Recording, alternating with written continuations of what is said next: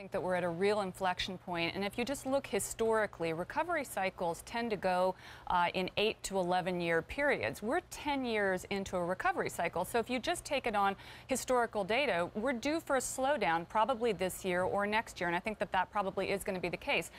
How quickly it comes and how sharp it is depends on a couple of things. One, how the U.S.-China trade conflict goes.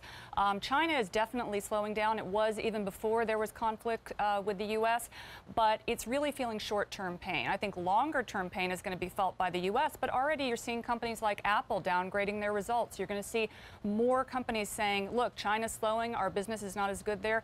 That's going to hit the U.S. economy. The other question, of course, is interest rates. We saw the Fed hike rates, and we see Donald Trump trying to politicize the Fed, which frankly is an unforced error. You know, if there's been any institution globally that's done a lot to stabilize economies in the last 10 years, it's been the central bankers of the world.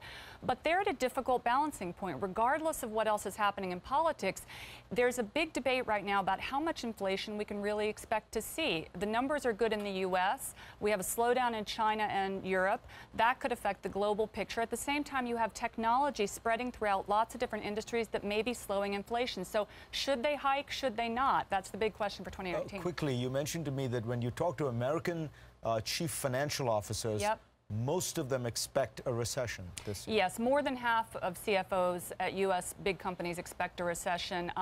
About 80% of economists think we're going to see a slowdown this year or next year.